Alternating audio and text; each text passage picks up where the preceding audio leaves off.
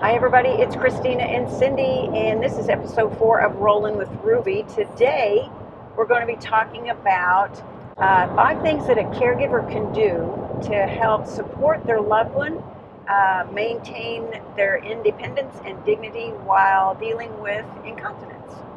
And so we've got 5 things that we're going to be talking about in particular, and number 1, so we're just going to dive right into it. Unless you had something you wanted to add first in. Nope, I'll just dive into it. Okay. So number 1 is to seek medical attention. So seeking medical attention would be, sometimes there are things that a person could do to help with, it might be some kind of incontinence that could be fixed, maybe like a UTI. Yeah. And so they could go to the doctor and be treated for the UTI, and that might help solve the problem of incontinence. Yeah, you always need to be assessed first. Absolutely. To find out, because like you said, there may be an underlying cause that can be treated and be taken care of. Yeah, and it's not, it's a changing condition like we had talked about before, so make sure you go and check in with your primary care doc, or have your, if you're the family caregiver, make an appointment with their primary care doc. Yes. Okay, number 2, I've got explore management options. Yes. So explore management options would be to talk to their other healthcare providers out there that deal specifically with pelvic floor weakness, pelvic floor issues. Yeah, and oftentimes they call it pelvic floor dysfunction. Pelvic floor dysfunction. Okay. Yep. So, for example, an occupational therapist or a physical therapist sometimes will specialize in that in particular pelvic floor dysfunction, and they could come up with some exercises.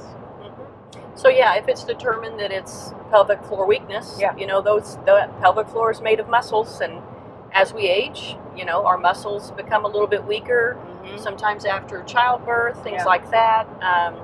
So you might have a different type of incontinence, whether it's stress incontinence, meaning that if you're put under stress, like let's say you cough or sneeze. Yeah.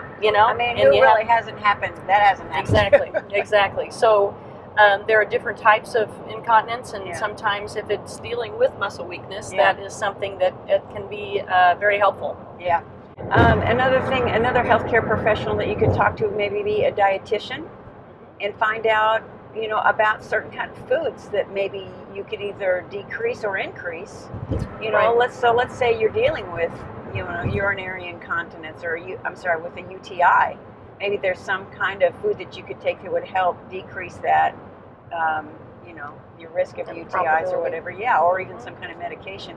Or, just some foods in general, right? Right. Hey, I know, when I eat something that's very high with water concentration, a lot of water in it. Watermelon, it increases my frequency of having to go to the bathroom, and if you're having a difficulty with incontinence, then that just makes it all worse. And something else too would be caffeine, your caffeine intake.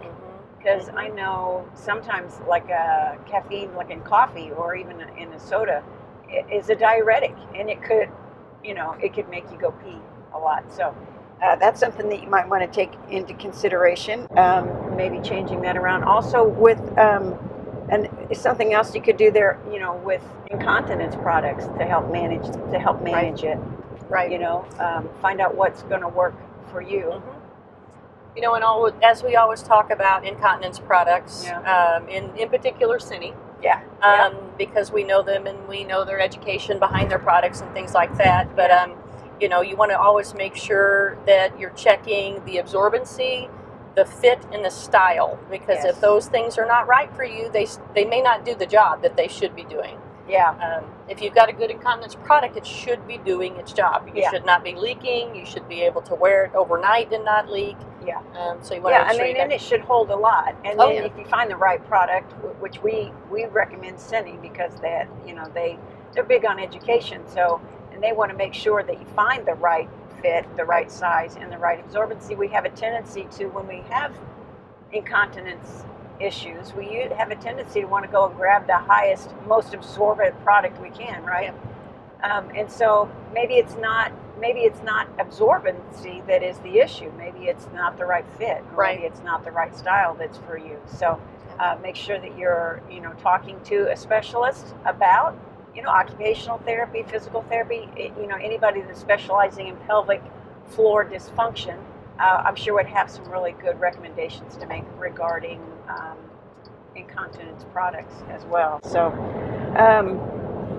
let's see, number three for helping your loved one maintain their independence and dignity if they're dealing with incontinence is maintaining a toileting schedule.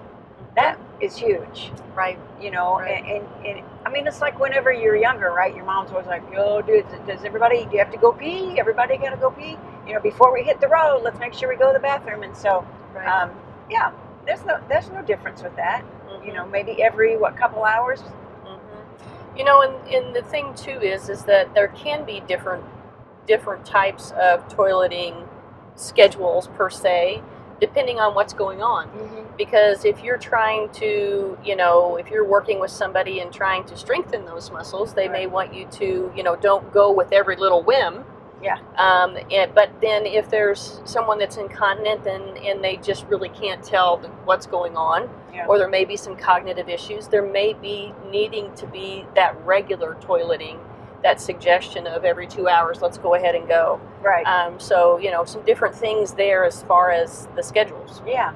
You could, if you find that schedule that works for you and you need a timer, set a timer to remind yourself every couple hours or whatever that time works for you. So, yeah, that sounds good. Number 4 is prioritize in accessible environments. Mm-hmm. So you want to make sure that you've got, a clear path to the bathroom, that there's nothing that's going to hinder you from getting there in a timely manner. Making sure that if you need grab bars around the toilet, that there are grab bars installed. Just for safety. Yeah, for safety. Yeah, and easily removable clothing. Oh, yeah. Yeah. If you've got pants that are too tight or can't get the button unbuttoned or things like that increases incontinent episodes. Yeah. And if there's something, something else to consider is a bedside commode. Mm-hmm. If it's something that's really urgent or something, that's the incontinence is really, I don't know, it's really severe, maybe. Yeah. Consider putting a bedside commode just through the night. Right. You could put a bedside commode next to your bed, mm-hmm. And that way, you'd be able to, whenever the urge hits you, to be able to get up and go to the restroom right there at the bedside commode, and then just worry about cleaning it up in the morning. Yeah, and the thing is with the bedside commode is as a physical therapist, as a healthcare worker, if you think about the fact that, if you have urgency to get to the bathroom, and if that's happening multiple times a night, and you're having to rush to the bathroom, that is increasing the risk for falls. Right. So that's when I really say, let's really think about that bedside commode. Yeah. So that we reduce, the number of times you're making that trip to the bathroom. Yeah. Which again is just increasing the fall risk. Yeah. Yeah, that makes total sense. Yeah, I agree. And then number 5 is open communication and emotional support. That's really huge because nobody likes to talk about incontinence. Mm-hmm. Yeah. So, being open and allowing your loved one to talk about their concerns and listen to their concerns. And then seeing if there's something that you guys can do together as a team, and recommending that, let's talk to your primary care physician, let's go talk to an occupational therapist or a physical therapist who specializes in pelvic floor dysfunction, and maybe find a support group, that could support you emotionally for that particular situation for incontinence and stuff. It's a subject that probably needs to be talked about a lot more, because it happens. Yeah, it happens. Especially stress incontinence, right? It happens, right? And it happens as we get older. Mm-hmm. So, let's just start talking about it. Yeah. The other thing too, Christine, is we've talked to people before. Is we do trial all of our products, and in one of those products it was Cine. Yeah. And we did trial that product, and what an eye opener. Oh my gosh. And that was just a day or two or an overnight for me when I did that, and I can't imagine having to go through that day in and day out. Worrying about if you're going to leak and if people can tell and things like that. So, I feel like the emotional support is a huge part of that, and being able to talk openly and make some decisions and help with decisions on that. Yeah, I love that. And just kind of to plug Cindy again right here at the end. The reason why we chose Cindy, we get lots of incontinence products, companies that reach out to us and want us to make videos and stuff for their incontinence product, but we chose Cindy because we like the fact that they're educators. Right. They educate people that it's not just about the highest absorbency. It's about finding absorbency is a factor, but also style and fit are also really important factors as well. Right. And so we like that they educate people on those three things. We didn't know about that until we got involved with Cindy. We just thought, well, you just go grab something off the shelf, and it's not really about that. It's not about the absorbency. Yeah, it's not just about the absorbency. Yeah. It's about the style and the fit as well. Right. So we like Cindy for that reason. They also have a really good trial. Yeah, like a free, like they'll send you some product, for like a day or 2 or 3 to be able to try it out and see for yourself if it's something that will work for your particular situation. So, what do you think, Cindy? Anything else you want to say before we wrap it up? Yep. I think that's probably it. All right, very good. Well, everybody take care of yourself and take care of each other.